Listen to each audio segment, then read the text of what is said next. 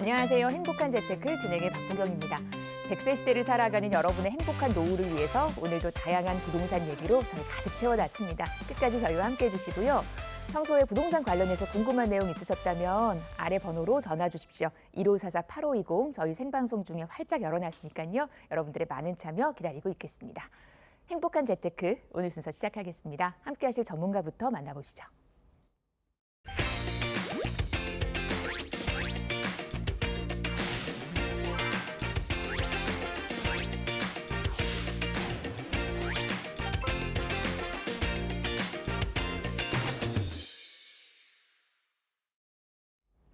네, 저희 오늘은요 홍정기 전문가와 이 시간 함께하겠습니다. 어서 오십시오. 네, 반갑습니다. 반갑습니다. 서울 아파트 집값 상승 움직임 심상치 않죠. 불장입니다. 자, 이럴 때일수록 내 집 마련 조금 불안하신 느낌. 자, 저희 행복한 재테크 끝까지 집중해서 시청해 주시면 올바른 투자 전략과 도움되는 정보 많이 얻어가실 수 있을 것 같아요. 네. 이 시간도 여러분 저희와 함께해 주십시오. 저희 시장의 흐름 먼저 점검을 해드리도록 하겠습니다. 오늘 첫 번째 소식 볼게요. 방금 전에 서울의 아파트 상승세가 무섭다라는 그런 표현을 하셨는데 그러다 보니까 서울과 지방의 그 상승 격차가 엄청나다고 합니다. 이게 OECD 국가 중에서 가장 높은 수준이라고요. 네, 맞아요. 말씀해 주신 것처럼 현재 서울과 지방 부동산의 양극화가 심각하다는 내용. 저희 방송 꾸준히 시청해 주신 분들이라면 느낌 잡으셨을 것 같아요. 자, 집값 격차가 OECD 국가들 중에 1위에 해당됩니다. 그 내용을 조금 보자면 지금 전반적으로 주요국의 주요 도시들의 주택가격 상승률 격차가 쭉 나와 있습니다. 그중에서도 저희 서울이 보시는 바와 같이 서울 중심과 그렇지 않은 지방과의 격차가 상당히 크다라는 부분들을 여기서 볼 수가 있죠. 사실 내용을 좀 보자면 이렇습니다. 첫 번째는 대부분 여기 보시는 것처럼 도쿄, 또 뉴욕, 런던, 시드니 이런 선진국의 주요 핵심 도심지들은요. 이미 도심지가 성숙이 많이 되어 있어요. 성숙된 도심지이기 때문에 사실 재개발을 해서 수십 년을 걸려서 새롭게 주거 형태, 새로운 아파트 또는 새로운 주거 형태의 무언가를 공급하려는데 상당히 시간이 걸릴 수밖에 없는 이미 성숙된 도시라는 겁니다. 굳이 서울만이 꼭 지방과의 격차가 있는 것은 아니에요. 주요 도시들을 가보면 핵심 주요 도심지와 그렇지 않은 외곽들과의 격차는 어느 정도 있을 수밖에 없어요. 무엇보다 성숙된 도심지에 플러스해서 이미 도심지에는 알고 계시겠지만 중심 업무지구, 직장과 주거, 그리고 인문 환경들이 많이 갖춰져 있잖아요. 이런 부분들 때문에 사실 도심과 지방의 격차는 어느 정도는 이미 선진국에서도 그렇고 핵심 도심지에서는 많이 차이가 이미 나고 있어요. 그런데 유독 서울인 경우에 더더욱 도드라지는 이유는 과연 뭘까요? 이미 지금 대한민국 서울과 지방은 부동산 관점에서는 조금 나누어서 좀 보셔야 될 필요가 있어요. 자, 기본적으로 지방 같은 경우에는 말씀드린 것처럼 주거 선호도가 업무 중심 지구들도 부족하고 해서 조금 떨어지는 부분도 있는데 이미 지난 3년, 4년간 동안 지방인 경우에는 그래도 좀 어느 정도 공급이 있었고 또 미분양 난 아파트들도 많이 있잖아요. 그렇죠? 그런데 서울인 경우에는 이미 수요에 비해서 공급이 많이 부족한 상태. 이런 부분들이 쭉 이어져 왔단 말이에요. 거기다가 우리 주요 중심 업무 지구와의 계속 서울의 집중화 현상이 더욱더 짙어지는 이런 형태들. 그러니까 반드시 서울만 유독 집중화된 현상은 꼭 그렇진 않다. 선진국의 경우에는 주요 도시들은 대부분 비슷한 현상을 겪고 있으나 현재 대한민국 서울과 지방의 부동산은 조금 분리해서 생각해 보실 그런 필요가 좀 있습니다. 그래서 당분간 이런 부분들에 대한 주택 가격 격차는 지속될 확률이 상당히 높다라고 이렇게 체크해 보실 수 있을 것 같아요. 네, 자 이렇게 서울과 지방의 벌어진 그 격차에 관해서 부동산 시장의 흐름 점검을 해봤습니다. 다음 이슈 또 이어가 보도록 하겠습니다. 금융당국이 가계대출 관리를 위해서 전세나 정책 대출도 DSR 확대 적용을 검토 중이라고 합니다. 이 소식 자세히 한번 확인을 해볼게요. 네. 네, 자 서울 집값 상승 사실 정말 심상치 않습니다. 무섭게 또 가파르게 오르고 있죠. 자 그렇기 때문에 현재 기본 매매 대출, 즉 주택을 매수했었을 때 대출에 대한 규제는 이미 DSR 단계가 은행권 40%, 비은행권 50% 적용이 지금 되고 있죠. 지금 적용이 되고 있어요. 자 그런 데에서 포인트로 우리가 체크해 봐야 되는 부분들은 이제 정부 당국에서는 가계 대출 중에서도 특히 전세 대출은 아무래도 서민 대출이라고 그래서 그동안 거의 200조 원 가까이 풀어줘 왔던 게 사실이에요. 이제는 정부 당국에서는 DSR 규제를 이제 전세 대출에도 적용을 하겠다라는 부분이에요. 가계 대출 증가 폭을 조금 좀 살펴보시자면 최근 25년도를 들어서서 점점 집값 상승과 비례하게 가계 대출이 증가세를 돌아선다는 것을 알 수 있죠. 이어서 보자면 지속적으로 늘어나는 대출, 즉 주택담보대출과 비례해서 신용대출도 함께 지금 증가세를 보이고 있다는 점입니다. 자, 여기서 우리가 시사해 봐야 되는 점들은 사실 주택담보대출 말고 전세대출도 규제를 하겠다고? 자, 전세가가 지속적으로 오르게 되면 매매가 당연히 오를 수밖에 없는 정부 당국 입장에서는 이 사이클을 계속 집값을 밀어 올리는 그러한 순환 구조라고 이해를 하고 있는 거예요. 전세를 갭 투자하여 전세가가 올라가면 집값도 매매가도 상승하는 이 구조를 조금은 규제를 하고 단절을 시키려는 그런 의도라고 이해해 볼 수 있고요. 하지만 궁극적으로 공급 부족이라는 대명제가 해결이 되지 않는 한 서울의 이러한 집값 상승에 대한 근원적인 부분들은 해결하기가 좀 어렵습니다. 그래서 정부 당국과 그리고 많은 이해관계자분들은 서울의 공급 부족을 해결하기 위한 근원적인 부분들, 많은 규제 완화들을 지금 펼치고 있죠. 이런 부분들에 저희 시장 참여자분들이 눈여겨보시고 체크해 볼 필요가 있겠습니다. 네. 시장 흐름은 이러하니까 우리는 어떤 자세로 투자에 임해야 할지 저희와 함께 하시면서 좋은 방법을 찾아보시기를 바랍니다. 방송에서 언급된 부동산 관련 설명은 전문가 개인의 의견입니다. 투자하실 때는 나의 성향 잘 파악하시고 투자에 대한 판단은 본인의 몫이라는 점 기억하시기를 바랍니다.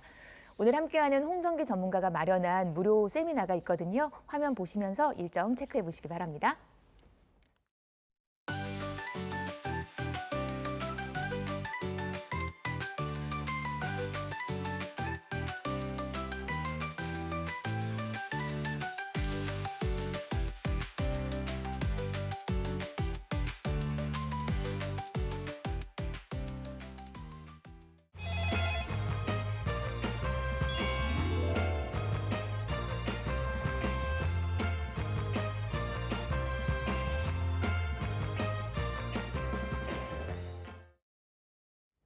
네, 행복한 재테크 지금 생방송으로 보고 계시고요. 지금 시각이 11시 20분 57초 지났습니다.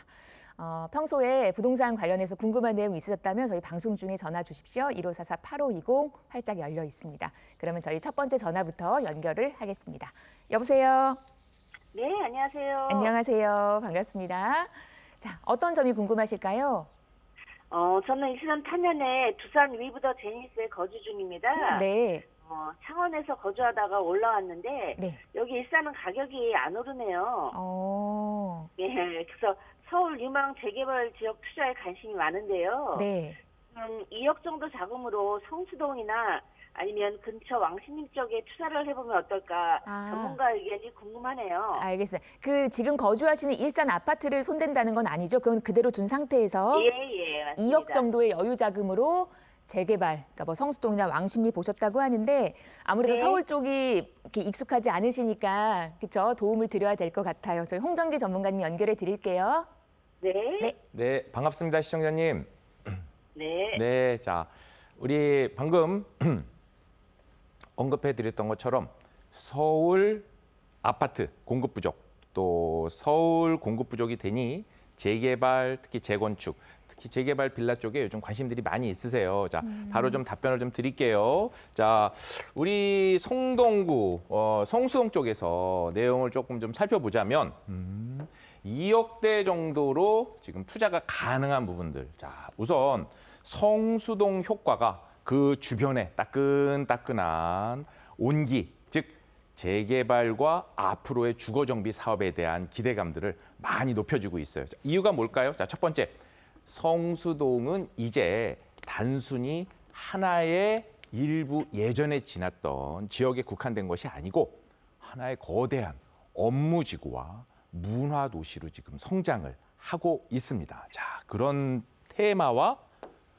발을 맞추어서 보았었을 때 성수동의 배후 주거지 역할을 하면서도 충분히 서울의 사통팔달 교통 역할을 한 왕십리를 한번 살펴보자고요. 자, 왕십리 경우에는 왕십리역 바로 뒤에 성동구청이 있는데 성동구청 같은 경우에도요.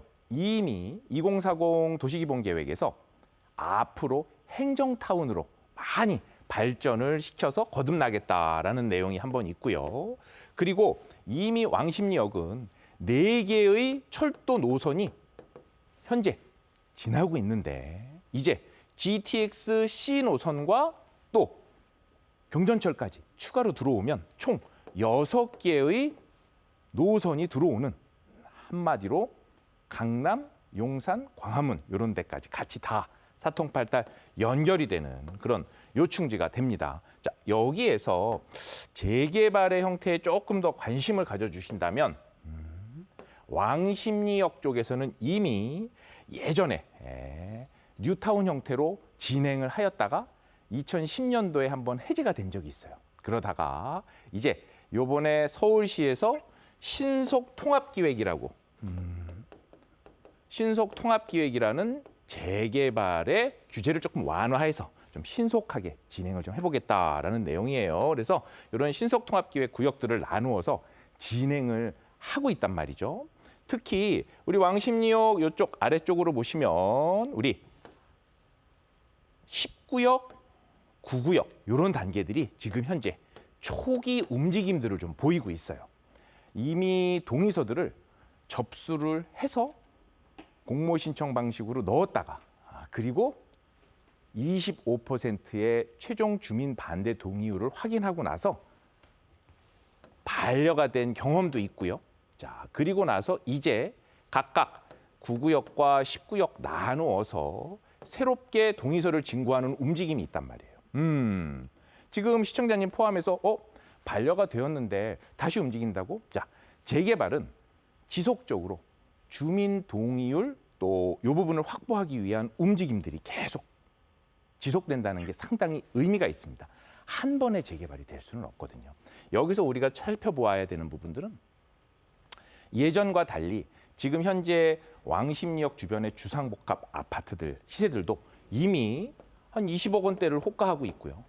충분히 사업성이 나올 만한 입지다라는 부분입니다. 두 번째는 이런 부분들을 택할 때는 주민 동의율이 요즘 상당히 중요하잖아요. 지속적인 움직임을 가지고 있어야 되는. 그리고 최소한의 법적인 노후도 요건 갖추고 있어야지만 움직임이 있겠죠. 그래서 이런 부분도 한번 참고해 보시면 좋을 것 같고 우리 또 상왕십리역 쪽 아래로 바로 역과 붙어져 있는 이런 데 우리 역세권 바로 붙어 있는 경우에는 역세권 활성화 또 역세권 시프트 이런 사업들을 하게 되는 경우에는 최대 용적률을 500%까지 주는 상당히 좋은 사업성을 보여주는 이러한 초기 단계의 움직임을 보여주는 이러한 재개발 구역들이 있어요. 그래서 마침 성수동 쪽이나 왕십리 쪽에 투자에 관심을 갖고 계시는 분들은 상당히 괜찮은 방향성을 가지고 있다라는 부분. 그중에서도 이러한 재개발 최근 문의가 많이 하고 계시고 관심 가지고 계신데 상당히 보았을 때 빌라는 사실 아파트가 상장 주식이면 빌라는 비상장 주식처럼 조금 더 면밀하게 하나하나 내용을 좀 검토해 볼 필요가 있거든요. 그래서 이런 내용들은 사실 전문가하고 상담이 꼭 좀 필요합니다. 그리고 추가로 좀 궁금하신 부분들은 저희 세미나 또 참석해 보셔도 많이 좀 도움이 될 것 같아요. 이렇게 좀 정리해 볼게요. 여보세요? 네, 예, 네. 잘 들었습니다. 네. 네, 참고해 보시고 또 네. 좋은 투자하시기를 응원을 하겠습니다. 자, 1544-8520으로 함께합니다. 계속해서 다음 전화도 이어갈게요. 여보세요. 안녕하세요. 안녕하세요. 네, 어떤 점이 궁금하실까요? 네, 지금 제가 살고 있는 집을 네. 팔고 그다음에 목동 신시가지 아파트를 사려고 하는데요. 네. 그게 지금 맞는 선택인지 좀 여쭤보고 싶어서요. 네, 이제 재건축 호재에 있는 아파트, 그쪽 목동의 신시가지 아파트, 어느 정도 금액이 지금 가능하실까요? 지금 제가 할 수 있는 금액이 18억에서 19억 정도거든요. 이 정도 금액으로 목동의 신시가지 아파트를 들어가는 게 맞느냐, 아니면 다른 데가 좋을까? 궁금증 네. 물어주셨는데 저희 홍정기 전문가님 연결해 드릴 거니까 투자 가치 면에서 저희가 한번 살펴보도록 하겠습니다. 네. 네. 네, 반갑습니다, 시청자님. 안녕하세요. 네, 안녕하세요. 자, 반갑습니다. 바로 답변 드릴게요. 자, 목동 신시가지 아파트 매수 검토하셨으면은 최근 가격이 많이 올라서 좀 불안하시기도 하고 망설여지기도 하고 과연 사야 되나 이런 생각 좀 드셨을 것 같은데요. 네, 지금 전문가님 제가 3개월 정도를, 네. 3, 4개월 정도를 알아봤는데, 네, 지금 제가 실거주하고 있는 집이 비과세를 받으려면 12월 말이어가지고, 네, 토지거래 허가구역이어서 제가 사질 못했어요. 근데 4개월 정도 사이에 5억 정도가 한 4억, 5억이 올랐더라고요. 3개월 사이에 5억이나 올랐어요. 우와. 네, 한 4억 정도는 오른 것 같아요. 네. 그래서 제가 이제 약간 살 수 없는 상황이 돼버렸는데, 지금 단지 중에 제일 저렴한 단지에 27평을 보고 있는데, 네, 그게 지금 20억이 제일 저렴해요. 14단지 다 종합적으로 봤을 때 제일 저렴한 게 20억인데요. 그거를 지금 제가 18억, 19억밖에 자본이 없는데 더 무리를 해서 지금이라도 사야 되는 건지, 아니면 대책이 좀 나오면 조금 지켜봤다가 사야 되는 건지, 그 부분이 좀 헷갈려요. 네. 자, 바로 답변을 드릴게요. 자, 두 가지 관점에서 제가 좀 말씀을 드릴 테니까 실제로 주택을 매수해야 되는 판단은 정확하게는 본인이, 그렇죠? 예, 시청자님이 구입하는 부분들에 대한 리스크와 이후에 대한 미래 가치, 또 그 부분에 대한 수익을 가져가는 것도 온전히 본인의 몫입니다. 하지만 제가 도움드리는 부분들을 조금 참고하시면 내용이 좀 도움이 좀 되실 것 같아요. 자, 우선 목동 쪽 단지를 좀 보자면 첫 번째는 자, 장기적인 관점에서 좀 말씀을 드릴게요. 장기적인 관점에서는 사실 지금 매수를 하신다고 해도 앞으로 목동은 지금도 목동 단지 내와 비단지가 있잖아요. 지금 어차피 네. 단지 내, 신시가지 단지 내를 보시는 것 같고 네네. 또 이런 경우에 장기적인 투자의 관점, 매수 관점에서는 사실 매수를 해도 긍정적입니다. 이유는 지금보다 앞으로의 장기적인 미래 가치, 즉 아파트가 오른다는 거는요. 이미 지금도 좋은데 앞으로의 기대감이 많이 반영이 될 수밖에 없거든요. 지금 현재 오른 가격도 가파르게 오른 부분이 있지만 이 부분이 과연 목동 단지 내 아파트의 끝은 아니다. 지속적으로 오를 수 있는 호재와 여지가 있다라는 부분들을 장기적인 부분에서 말씀을 드린 거고요. 네. 자, 단기나 중기적으로 봤을 때는 사실 현재 지금 아파트 가격이 많이 과열이 된 거는 사실이에요. 그래서 사실 지금 쭉 오르기만 할 수는 없거든요. 중간에 조정을 거치고 다시 한번 또 오르고 또 중간에 조정을 거쳤다가 잠깐 멈칫하면서 또 다시 오르고 이런 형태를 반복하게 되는 이러한 사이클들을 가질 수밖에 없어요. 그런데 그 부분들에 대한 폭과 하락폭을 어느 정도 방어하면서 상승이 더욱더 지속되는지에 대한 여부가 상급지와 중급지, 하급지를 나누는 기준이 되겠죠? 네, 그래서 보았었을 때는 단기는 사실 지금 굉장히 과열 양상이다. 그래서 매수를 지금 굳이 추격 매수를 하는 부분들은 상당히 조심스럽다라는 부분들 좀 말씀을 좀 드리고 싶어요.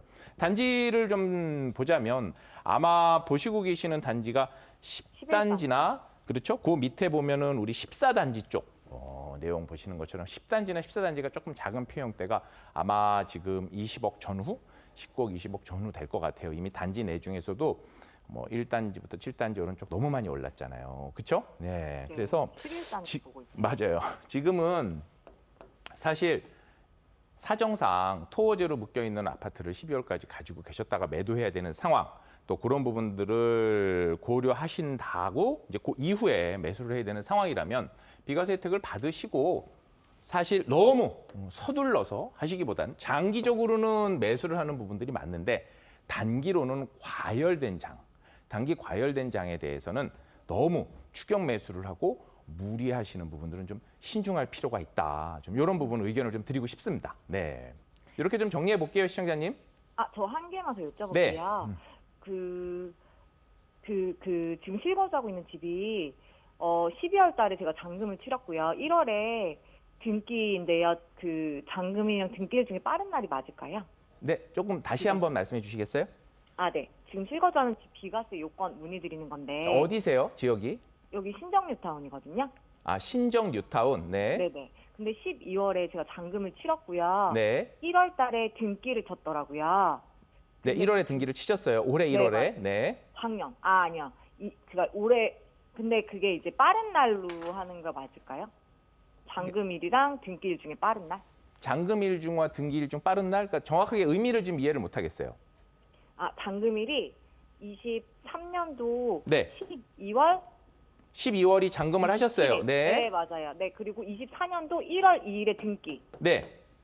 그러면 어떤 어느 날짜? 기준이냐라고 말씀을 하시는 거죠. 맞아요. 모든 부동산은 등기일 기준이에요. 네, 이건 등기일 기준에서 정리를 하셔가지고 매도 시점일을 잡는 부분들, 매수 시점일을 잡는 기준일은 등기 기준일이라고 생각을 하시면 될 것 같아요. 네. 감사합니다. 네. 네, 반가웠습니다. 추가적인 질문까지 해소해 드렸습니다. 1544-8520으로 함께하고 있고요. 다음 전화 또 이어갈게요. 여보세요. 네, 여보세요. 안녕하세요. 안녕하세요. 반갑습니다. 네, 네, 어떤 반갑습니다. 상담을 도와드릴까요? 구리 교문동 네. 하나 아파트 30평대 지금 아들이 소유하고 있는데요. 네. 신혼부부. 전세 끼고 지금 소유하고 있거든요. 네. 근데 저희가 제일 최고가대에 사가지고 지금 그거를 조금 손해보고 팔고 다른 지역으로 옮겨야 되는지 그걸 지금 갖고 가야 되는지 궁금했어요. 제가 지금 보고 있는 데는 잠실 네. 잠실분동 네. 하단 쪽에 빌라 조금 보고 있다가 네. 이게 연락드리게 된 거거든요. 네. 그러니까 이제 그 구리 교문동에서 잠실 쪽으로 갈아타야 하는 것인가 지금 그 질문이신 거잖아요. 네. 알겠습니다. 자, 그럼 어떻게 하면 좋을지. 아니면 지역이 어디가 좋은지. 거기가 아니라면 또 다른 데도 괜찮고. 알겠습니다. 저희 홍정기 전문가님 연결해 드릴게요. 네. 네. 네, 반갑습니다, 시청자님. 네, 안녕하세요.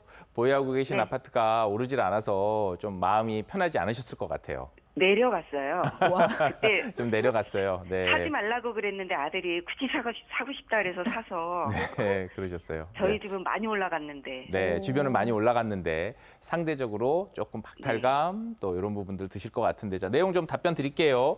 네. 자, 우리 하나 아파트 같은 경우에 제가 말씀 중에 좀 찾아놨는데 호재 좋은 부분들은 우선 구리 부분들은 사실 배드타운, 전형적인 배드타운입니다. 배드타운이고 이제 8호선 확장성이 이제 잠실까지 들어가는 부분들이 이제 연결이 지금 다 되어서 원활하게 철도교통이 좀 연결이 된 상태. 이제 말씀드린 요게 유일한 호재예요. 네, 유일한 호재고 그 외에는 지금 하나 아파트 같은 경우에는 이미 건축 연도에 비해서 현재 재건축에 대한 기대감도 다소 약하고 그리고 주변에 또 역세권을 제외한 다른 학세권이라든지 또 주변에 있는 아파트들이 대단지의 아파트들이 모여져 있질 않아요.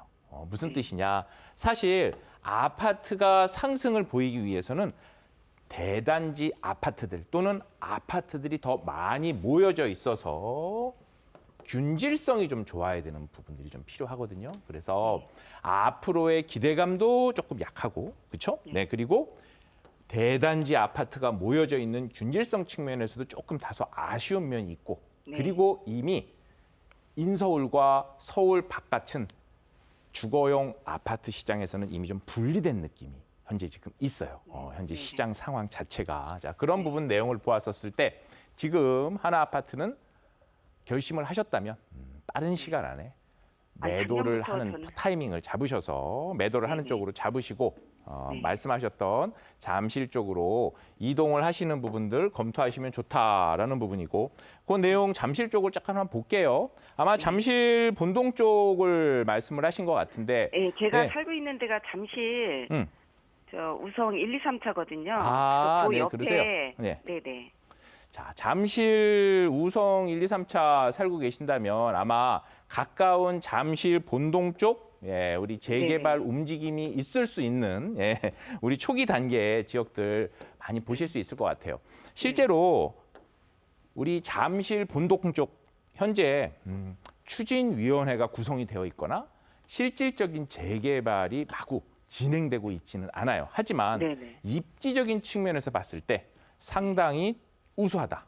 어떤 측면에서 보았느냐. 지금 삼성역과 잠실 종합운동장 중심으로 국제교류 복합 업무지구, 또 중심 업무지구들, 업무지구가 활성화되고 있는 부분들이 있고 특히나 이런 보행생활권으로 탄천과 삼성동 대치를 연결하는 형태의 앞으로의 비전 있는 호재들이 있단 말이에요. 바로 지금도 우성 1, 2, 3차나 아시아 선수촌은 앞으로의 기대감과 재건축으로 지금보다는 훨씬 더 높은 가격을 기대해 볼 수 있겠죠. 오늘 말씀해 주신 것처럼 질문 주신 우리 잠실 본동, 특히 상단 쪽은 새마을 시장이 있기 때문에 조금 조심스럽고요. 네. 우리 잠실 본동 하단이나 특히 우리 삼전동 하단, 삼전동. 네. 그죠? 네, 그리고 네. 삼전동 상단. 우리 또 삼전동 상단 같은 경우는 주민 설명회도 6월 달에 한 2번 정도 잡혀 있다고 하더라고요. 그럼 이런 부분들 보시면 어떤 느낌을 보셔야 되느냐? 저는 매수에 대해서 매우 긍정적이다. 이유는 주변에 늘 우리가 큰 그림을 보고 투자를 했었을 때 직장과 주거와 인문 환경이 갖춰져 있는 직주락의 요건을 잠실이 이미 갖추고 있다.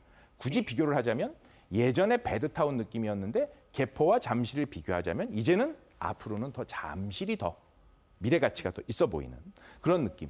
두 번째는 이미 지금도 좋은데 직주락의 부분들에 대한 느낌이 더 갖춰져 있고 주변에 있는 이런 대장급 아파트들, 주공 5단지라든지 아시아 선수촌, 우성 1, 2, 3차 재건축으로 미래에 대한 기대감이 더 높아지는 그런 부분들이 둘러싸여 있단 말이에요. 지금도 아파트가 네. 재건축 기대감이 있는 부분들은 이미 호가가 40억대를 돌파하고 있는 이런 시점에서 이 주변에 그렇죠? 네. 가운데 안에 쏙 들어와 있는 저층 저밀 주거지들, 저층 저밀 주거지들 같은 경우에는 앞으로 재개발의 압력이 더 있을 수밖에 없다. 단 그럼 어떤 부분들을 골라야 될까요?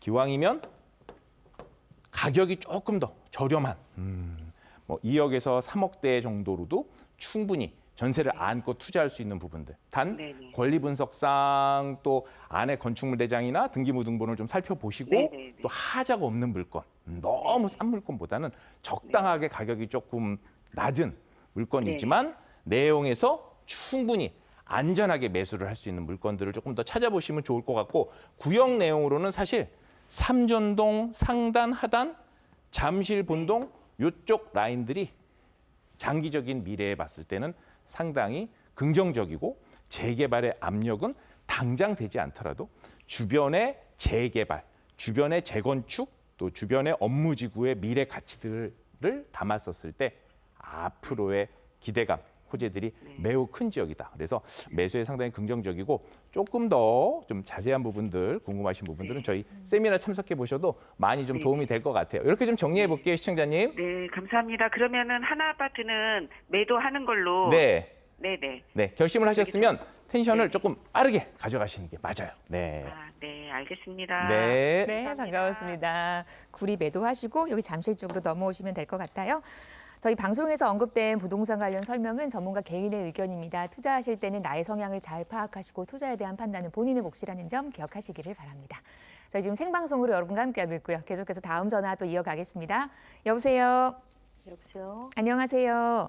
네. 반갑습니다. 어떤 부분이 궁금하실까요? 저는 그 광명시에 25평형 주공 아파트 한 채랑 네. 인천 부평의 아파트 한 채를 보유하고 있는데요. 네. 서울 아파트는 많이 오르는데 가지고 있는 아파트는 오르지 않고 해서 네. 두 채 모두 팔고 서울에 상급지를 매수하고 싶은데 어디가 좋을지 네. 의견 딱 드리고 싶어서 전화드렸어요. 어디 딱 가고 싶은 데를 보신 건 아니고요. 네네네. 알겠습니다. 광명에 하나, 인천 부평에 하나, 요거 2개 정리해서 상급지로 가고 싶다. 이 네네. 계획 괜찮은지 저희 홍정기 전문가님 연결해 드릴게요. 네. 네. 네. 자, 반갑습니다, 시청자님. 네. 네, 안녕하세요. 네. 네. 그래. 우리 가용 자금, 자, 두 채를 모두 팔고, 그리고 좀 투자할 만한 총 가용 자금은 어느 정도 생각을 하고 계실까요? 글쎄 한 12억? 12억 정도. 네, 네네네네. 12억 정도 생각을 하고 계시고. 자, 12억 정도 하시면 지금 그러면 실거주를 하고 계시는 것 같은데 실거주는 어떻게 하실 계획이세요? 그냥 저는 네. 그냥 월세 살면서도 그냥 투자할 생각이 있거든요. 네. 월세 그냥- 조금 거주하시면. 네. 네, 영등포나 마곡 부근 아파트를 봤는데 마땅치도 않더라고요. 네, 그러세요. 자, 가용 자금은 12억 정도이시고 그리고 네네네. 임차, 즉 월세를 이용해서 거주를 하시더라도 상급지에 지금 투자를 하셔서 조금 더 시세 차익을 많이 좀 보고 네네. 있는 그런 느낌으로 지금 방향성을 잡으신 것 같아요. 자, 우선 의견으로는 매우 긍정적이고 사실 실거주와 투자를 분리하는 부분들이 내 집 마련, 또 네. 그중에서도 더 시세 차익을 많이 볼 수 있는 쪽에 상급지를 갈아탈 수 있는데 상당히 유리한 측면이 있습니다. 자, 그런데 지금 지역을 아마 영등포 쪽하고 우리 쪽 마곡 쪽 우리 보셨다고 하면 사실 요 지역을 꼭 고집하시는 게 아니면 기왕이면 조금 더 12억 정도 자금이시고 앞으로의 미래 기대감을 본다면 조금 더 안쪽으로 들어오자라고 좀 말씀을 좀 드리고 싶어요. 예. 네. 기왕이면은 네네. 집은 정해진 자금 내에서 마련하는 것도 좋지만 조금 네네. 무리를 해서 그거보다 한 단계 위에 상급지 그리고 중심지로 더 들어오는 쪽이 시세 차익을 더 많이 볼 수가 있어요. 그래서 그런 느낌으로 자 보자면 영등포나 마곡 쪽보다는요. 네. 우리 안쪽으로 좀 들어와서 노량진 쪽이나 흑석 쪽으로 조금 보시면 좋을 것 같아요. 네. 자, 흑석이나 노량진 쪽을 조금 좀 살펴보자면 실제로 자금으로 가능할까? 자, 우선 지금 투자가 가능한 자금들에 대한 어느 정도 12억 정도라면 검토를 해보실 수가 있고요. 노량진역 같은 경우 내용을 좀 보자면 이렇습니다. 자, 노량진은 이미 뉴타운 쪽 얘기 많이 들어보셨을 거예요. 노량진은 우리 노량진 쪽 이렇게 앞쪽으로, 그죠? 우리 1구역, 또 2구역, 6구역 이런 형태들 이렇게 좀 바꿔그렸네요. 네, 2구역, 6구역. 예, 자 1, 2, 6구역 같은 경우들. 자 2구역이나 6구역은 이미 일반 분양을 좀 앞두고 있는 상태예요. 자 평당 6,500선 정도 일반 분양가가 예상이 된다고 하는데 현재는 2구역과 6구역이 조금 더 속도가 좀 빠른 편이고요. 입지로는 1구역 같은 경우도 현재 속도는 좀 느리지만 역에서 가깝고 입지가 상당히 괜찮죠. 그런 걸 보셨으면 사실 나중에 분담금이라든지 입주까지 생각을 하신다면 망설이실 수도 있겠지만 추천드리고자 하는 부분들은 사실 이미 임차 시장을 이용해서 거주를 하시고 시세 차익을 조금 더 공격적으로 생각을 하신다면 지금 노량진 쪽에 투자를 하신다고 해서 분담금 부분들에 대한 이슈는 사실 지금까지 좋은 상급지에 투자를 하였었을 때 게다가 동작구 같은 경우에는 비조정 지역이잖아요. 자, 그러면 내가 투자를 해서 분담금을 납부하는 경우가 나중에 오히려 분담금이 없어서 전세를 놓는 경우에 전세보다 분담금이 높았던 경우는 지금까지 상급지 또는 중상급지 재개발에서 한 번도 없었어요. 자, 어떤 의미냐? 지금은 상급지 핵심지에 아파트 입주권을 받을 수 있는 조합원이 되는 게 중요한 거지 분담금을 걱정하는 부분들은 나중 문제다. 자, 그만큼 입지가 중요하다는 얘기를 말씀을 좀 드리고 싶고요. 그래서 노량진 쪽을 한 군데 좀 보시면 좋을 것 같고 흑석 같은 경우는 흑석 우리 오른쪽에 보면은 11구역이라든지 또 우리 9구역 같은 경우 또 이미 관리 처분 인가들을 앞두고 현재 착공을 눈앞에 두면서 일반 분양을 막 시작을 하려고 그래요. 아마 금액대 측면으로는 우리 노량진 구역의 1구역 쪽이나 우리 2구역, 6구역 같이 검토를 해보시는 쪽이 우선적으로 조금 더 무게감이 있고 그리고 흑석동 쪽도 같이 한번 검토를 해보시면 좋겠다. 이렇게 좀 정리를 좀 해봐 드릴게요. 네네. 네, 기쁜 감사드립니다. 네. 네, 시청해 주셔서 감사합니다. 도움 되셨기를 바랍니다. 네. 광명과 부평 정리하시고 오실 만한 또 서울에 괜찮은 곳 몇 개 알려드렸으니까 참고해 보십시오. 1544-8520 계속해서 다음 전화 또 이어갈게요. 여보세요. 여보세요. 안녕하세요. 네. 반갑습니다. 안녕하세요. 어떤 상담을 도와드릴까요? 저는 상계주공 1단지에 거주하고 있는데요. 네. 재개발 투자에 관심이 많아요. 네. 그런데 요즘 빌라 가격이 많이 올라서 음. 투자할 만한 곳이 많지가 않네요. 그래서 한 1억 정도 자금으로 네. 투자해 볼 만한 지역은 어디가 있을까요? 상계주공 전문가님 의견이 궁금해서. 상계주공 1단지는 이제 거주를 하시는 거고 이외에 네. 투자처를 하나 보고 계신다라는 말씀이시네요. 네네. 1억 정도의 이제 여유 자금으로 보실 만한 곳 어디가 괜찮을지 저희 홍정기 전문가님 연결해 드리겠습니다. 네. 네. 네, 반갑습니다, 시청자님. 반갑습니다. 네, 자 바로 좀 답변 드릴게요. 자, 네. 1억 정도 전후 자금으로 지금 빌라 투자할 수 있는 부분들. 자, 최근에 아파트 가격이 워낙 많이 오르다 보고, 그렇죠? 네, 아파트 가격이 워낙 지금 상승이 높아요. 상승 부분이. 자, 네. 최근에 아파트가 워낙 가격이 높고 또 아파트 가격이 높다 보니 그의 부분들에 대한 대체제로 지금 빌라에 대한 문의가 상당히 많고 실제 빌라 가격도 많이 상승을 하고 있어요. 네. 다 맞아요. 빌라들을 다 택할 때 가격이 1억이라고 또 전세를 안고 투자하는 금액이 적다고 그래서 아무거나 투자를 하시면 절대 안 되죠. 자, 안 되고 자, 아파트 가격 상승세가 높은 지역 또는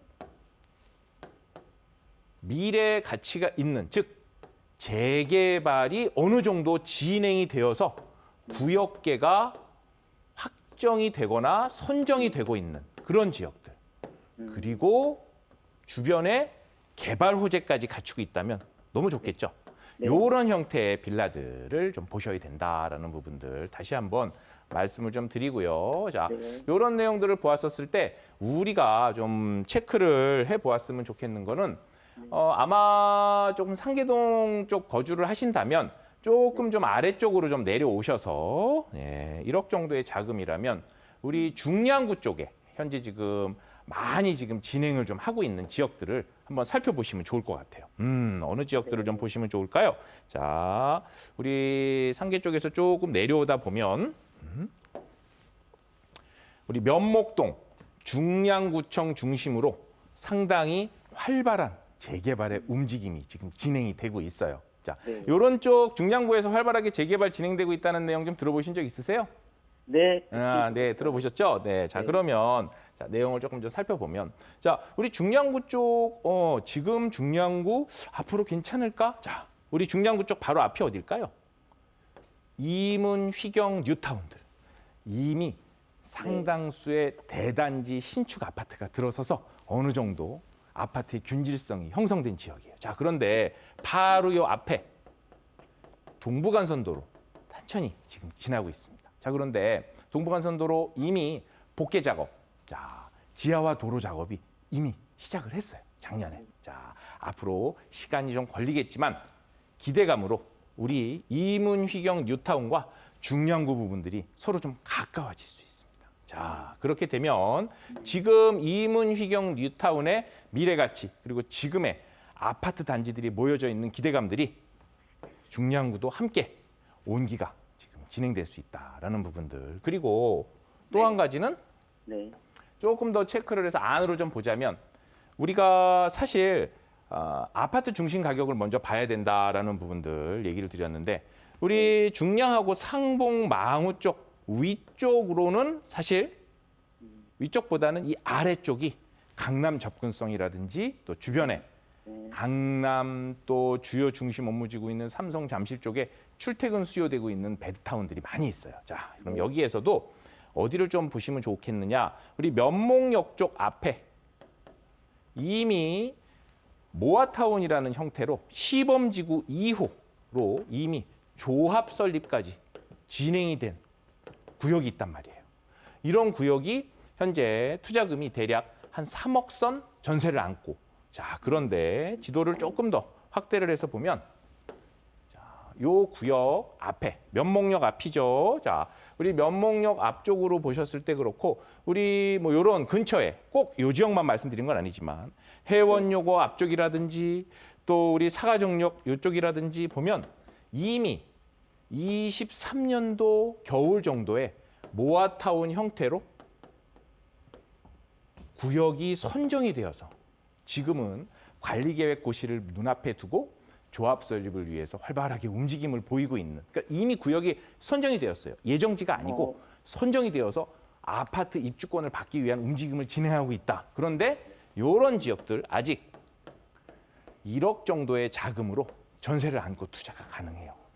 자, 그러면 우리 면목역 앞에 이렇게 실제로 우리가 볼 수 있는 3억 정도의 자금으로 투자하는 조합 설립 인가 받고 추진을 하고 있는 지역과 불과 연차가 한 2년, 3년밖에 차이가 되지 않아요. 즉, 주민 동조 효과, 재개발의 온기가 옆으로 이어질 수 있는 부분들이 충분히 있다라는 부분들 얘기를 좀 말씀을 좀 드리고 싶고요. 자, 그리고 세 번째로는 이미 상당히 진행이 되고 있는 부분들이기 때문에 이 주변 일대가 전부 다 재개발의 어떤 성지, 이런 느낌들이 많이 있어요. 그리고 중량구청 같은 경우는 구청의 의지도 상당히 있거든요. 그래서 이런 부분들 좀 체크를 해보시면 앞으로 좀 투자하시는데 좀 많이 좀 도움이 되실 것 같고, 1억대 자금이라면 이런 지역도 한번 검토를 해보시는 것이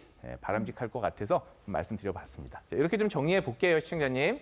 네, 정말 1억으로 가능한가요? 좋은데요. 네, 1억 정도면 여기 일대에서 매물대 충분히 찾으실 수 있을 것 같고요. 조금 더 궁금하신 부분들은 저희 세미나 참석해 보셔도 좀 더 자세한 정보 받으실 수 있을 것 같아요. 이렇게 좀 정리해 볼게요. 네네, 감사합니다. 네, 반가웠습니다. 자, 1544-8520으로 여러분과 함께하고 있습니다. 계속해서 저희 다음 전화 또 이어갈게요. 여보세요. 네, 안녕하세요. 안녕하세요.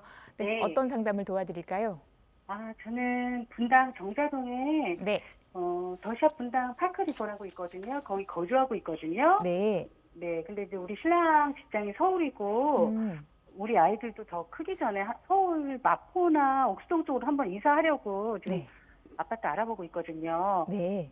근데 가격이 올려서 좀 망설여지거든요. 그래서 우리 전문가님한테 지금 가도 되는지, 또 내가 선택한 지역은 괜찮은 건지 전문가님 의견 한번 듣고 싶어서 전화드렸어요. 알겠습니다. 정자동에 거주하시면서 이제 거주지로 옮겨보실 계획을 갖고 계시고, 보신 지역은 마포, 성동, 이쪽 지금 옥수 쪽 보셨다는 말씀을 하셨습니다. 자, 네네. 어디가 괜찮을지 저희 이제 지역적인 얘기 들으면서 투자처를 한번 확인을 해볼게요. 네. 네. 네, 반갑습니다, 시청자님.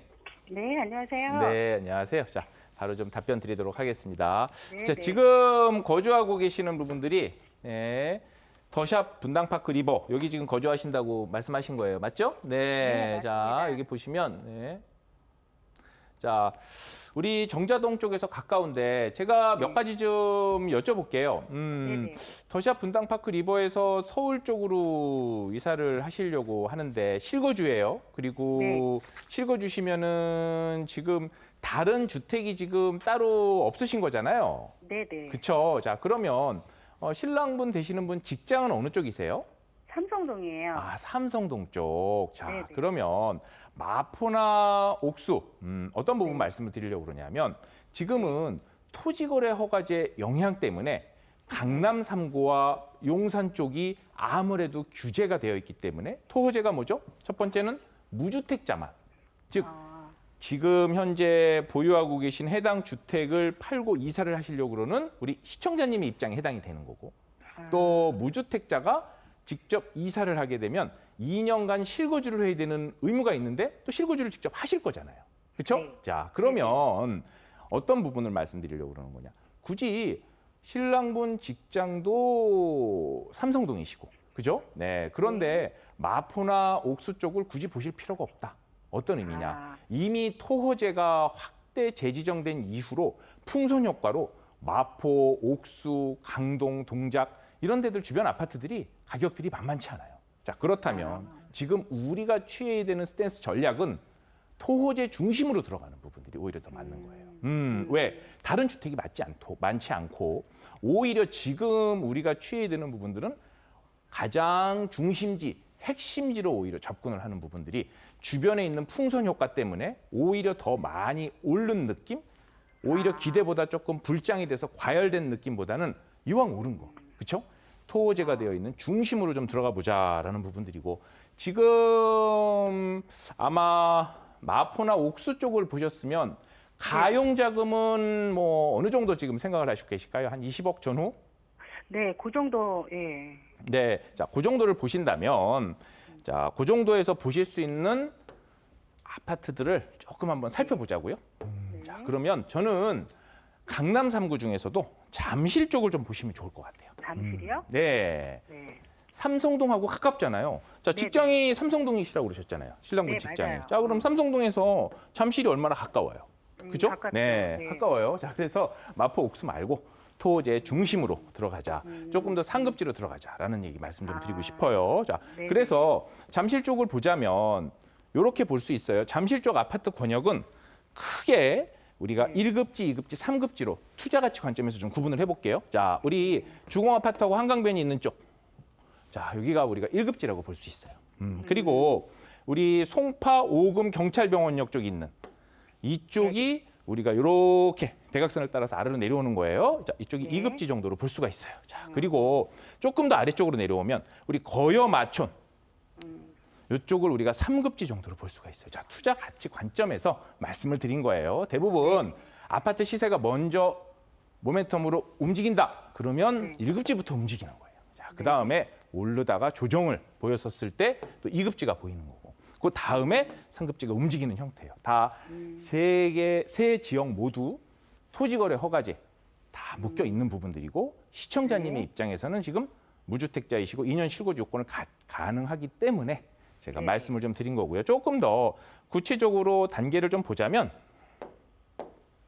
이러한 1급지 또 우리 송파 경찰병원 가락시장역 같은 경우에 우리 그 다음 급지 또 거여 마천 이렇게 좀 나눠보면 저는 20억대 자금 정도면 이렇게 두 번째 되어 있는 송파 오금 경찰병원역 쪽에 우리 가락 3익 아파트 또는 이쪽에 쌍용 또 여기 있는 우리 송파 우성 이러한 아파트들이 지금은 그 옆에 대장단지인 뭐가 있죠? 헬리오시티를 바라보면서 기대감을 가지고 재건축의 움직임들을 활발하게 보이고 있어요. 이런 데 중에 특히 가락 3익 아파트 같은 경우에는 이미 사업 시행 인가까지 지금 받은 상태예요. 예, 그러니까 상당히 이미 진행이 됐어요. 아파트 같은 경우에는 조합 설립 인가까지는 되지만 이후에 사업 시행 인가라든지 그 이후 단계를 진행하는데 상당히 시간들이 많이 걸리는 경우들이 있거든요. 그래서 이런 부분들. 또 그 밑에 우리 쌍용 아파트 같은 경우도 리모델링 검토를 좀 하고 있고 그렇죠? 리모델링을 하게 되는 부분들 또 여기 우성 아파트 같은 경우도 있고요. 자, 그래서 요 구역 송파와 오금과 경찰병원역 사이에서 체크를 해보신다면 좀 많은 도움 좀 되실 것 같고요. 네, 이렇게 좀 시간 관계상 정리 좀 해볼게요, 시청자님. 네, 전문가님 속이 시원하네요. 방송 보니까 도움이 많이 됐고요. 오늘 말씀해주신 그 아파트 중심으로 한번 볼게요. 너무 감사드려요. 네, 반가웠습니다. 감사합니다. 네, 이렇게 저희 상담 도와드렸습니다. 자, 지금까지 홍정기 전문가와 이 시간 함께했습니다. 오늘 말씀 고맙습니다. 네.